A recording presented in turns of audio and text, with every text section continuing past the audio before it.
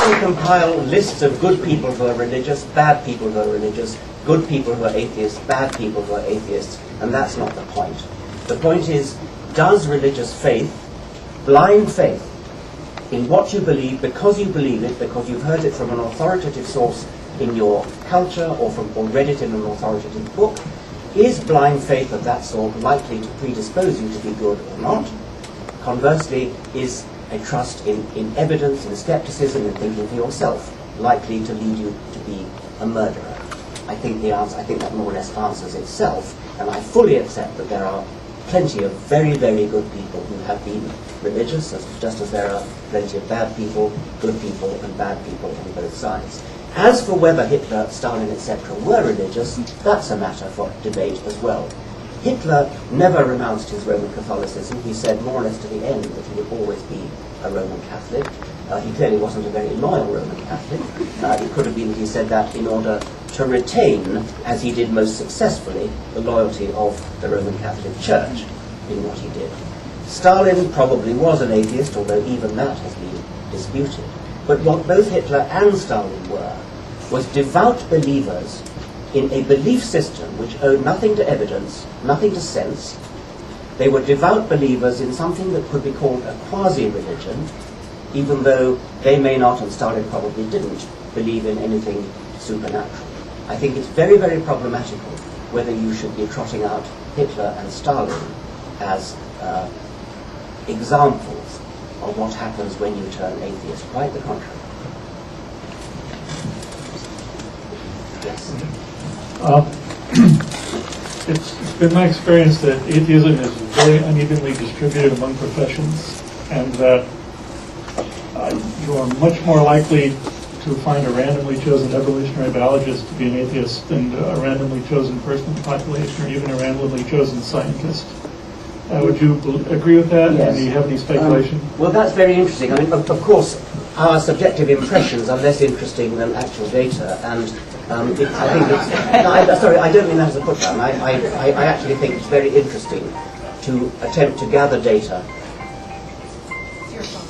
It's the iPhone. I'm so sorry. I'll get it. Forgotten what we were on. Profession. Yeah. I know of some data on scientists, which is quite interesting. Fairly consistently, over a number of decades, it appears that a majority, but not a great majority, I'd say about 60% of American scientists are atheists. So about 40% believe in some sort of God.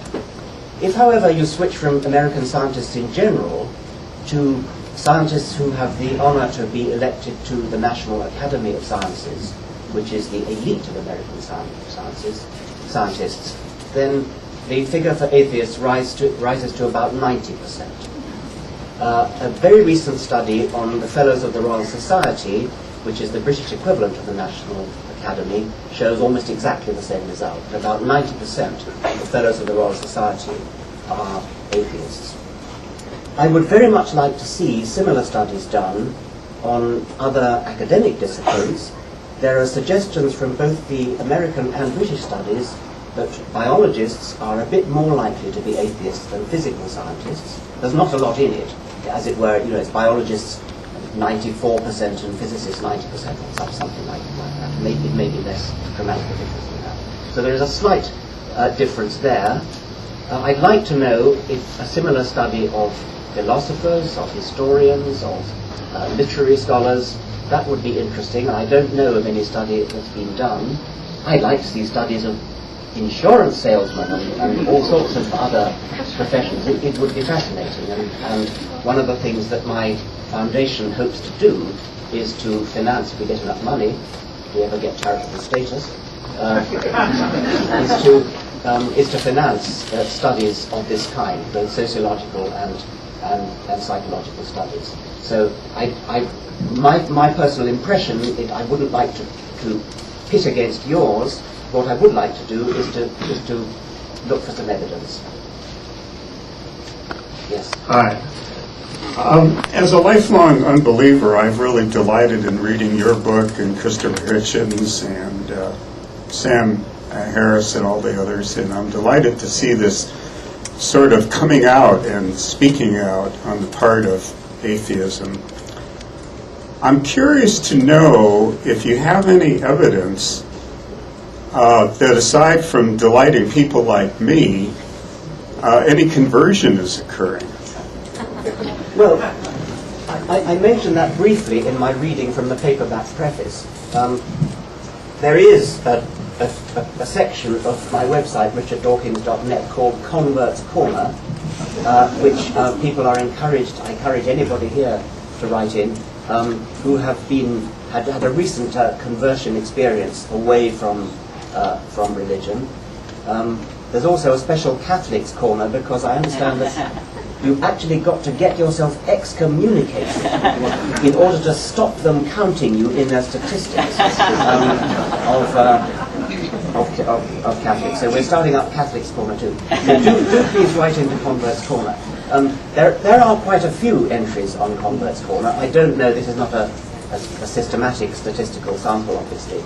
I don't know how many real converts there are, but however many there are, I'm mostly concerned by the other effect that I mentioned, which is the helping people to come out of the closet effect, which I think is far, far greater and perhaps more valuable. I can speak as one of the recent converts. It was about a year and a half ago. I was reading the Free Inquiry magazine, and I just thought for a moment, because I was basically a deist. I was actually in a Catholic seminary 15 years ago. But I just sort of thought, well, just what if I suspend all belief? What would happen? And the birds are still singing outside, the sky didn't fall, and it was almost, I don't want to use the word spiritual experience, but I just had this moment of, like a light bulb went off. I'm like, wow, I just felt this weight lift. And ever since then, I've had the sense of levity. Like, I appreciate life so much more now. As you were talking,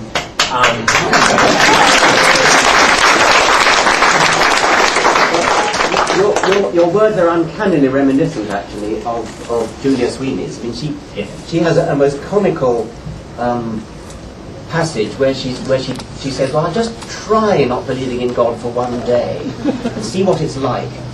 And she said she felt dizzy. She felt almost like falling over in a faint.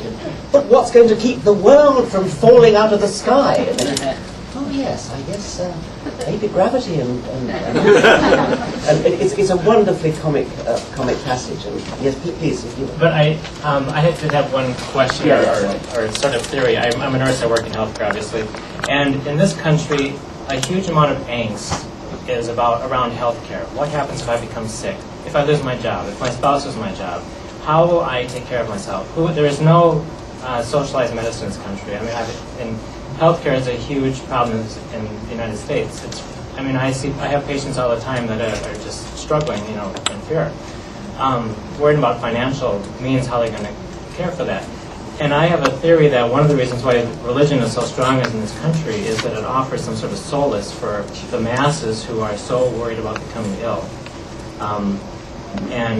In Europe, in countries that have a socialized medicine, there seems to be less religion. And I don't know which, That's very interesting. Does it by any chance vary from state to state, or is it the same right across the United States? Okay. I mean, if it varied from state to state, you might do quite a nice statistical analysis on that. Yes, I mean, it is true that throughout history, religion has been a consolation of the oppressed and the downtrodden. I mean, it was, of course, religion was very, very popular in the slave population in this country. Life is so utterly awful that the only hope is to cling to religion. And I guess the lack of universal health insurance is a sort of minor version of that. Thank you for your comments. I have a question. What advice would you give candidate running for political office is an atheist? It's very difficult to know whether to be honest. If you're a politician, it's almost suicidal to be honest, I think. There is one congressman who recently came out as an atheist, and somebody will help me with his name. Pete Starr.